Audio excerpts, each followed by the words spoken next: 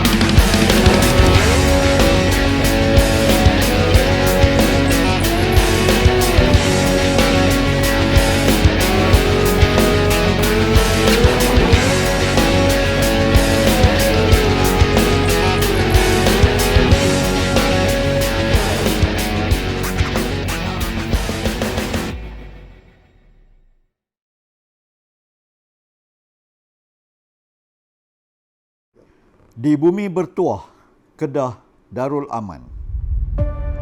Berdiri megah sebuah institusi pendidikan yang telah menjadi lambang kecemerlangan sejak lebih 1 abad. Kolej Sultan Abdul Hamid Al-Ustaz. Sebuah nama yang bukan sekadar terpahat dalam lipatan sejarah, tetapi terus hidup melalui setiap generasi yang pernah menimba ilmu di sini. Sejak penubuhannya, kolej ini telah menjadi saksi kepada perjalanan sejarah pendidikan negara kita. Di sinilah nilai ilmu dipupuk. Di sinilah disiplin dibentuk. Dan di sinilah lahirnya generasi yang membawa perubahan kepada masyarakat. Lebih daripada sekadar sebuah sekolah, Kolej Sultan Abdul Hamid merupakan tempat lahirnya pemimpin. Ada yang menjadi pemimpin pentadbiran, ada yang mempertahankan kedaulatan negara, ada yang menjadi ilmuwan, profesional, usahawan, pendidik, dan tokoh masyarakat. Walau di mana mereka berada, mereka tetap membawa bersama nilai yang dipelajari di kolej ini. Hari ini, legasi itu diteruskan oleh generasi pewaris yang sentiasa dahagakan ilmu. Setiap kejayaan yang diraih bukan sekadar ukuran pencapaian, tetapi bukti bahawa pendidikan yang berteraskan ilmu, nilai murni dan kepimpinan mampu melahirkan insan yang memberi manfaat kepada agama, bangsa dan negara. Di kolej ini, ilmu bukan sekadar dipelajari, tetapi diterokai. Setiap bilik darjah menjadi ruang untuk mencetuskan idea. Setiap makmal menjadi medan inovasi. Setiap guru menjadi inspirasi yang membimbing anak-anak bangsa menuju kecemerlangan.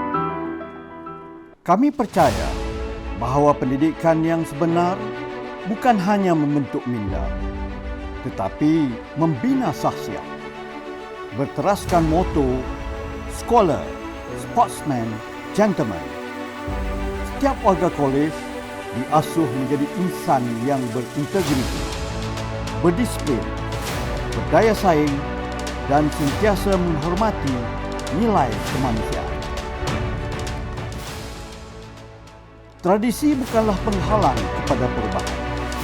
Malah, ia menjadi asas untuk melangkah lebih jauh seiring perkembangan teknologi. Kolej Sultan Abdul Hamid terus memperkukuh pendidikan digital, inovasi, kecerdasan buatan serta pembelajaran abad ke-21 demi melahirkan generasi yang bersedia menghadapi cabaran dunia masa hadapan. Di sinilah sebuah perjalanan bermula daripada seorang anak yang melangkah masuk dengan penuh harapan. Akhirnya, lahirlah seorang insan yang bersedia memimpin masyarakat. Sesungguhnya, kecemerlangan bukanlah destinasi, tetapi satu perjalanan yang sentiasa diteruskan. Kami akan terus melahirkan generasi pewaris bangsa yang berilmu, berakhlak, berwibawa serta bersedia memimpin masa hadapan. Kolej Sultan Abdul Hamid, tempat lahirnya tradisi, tempat tumbuhnya harapan, tempat terbinanya pemimpin masa hadapan. Scholar, sportsman, gentleman.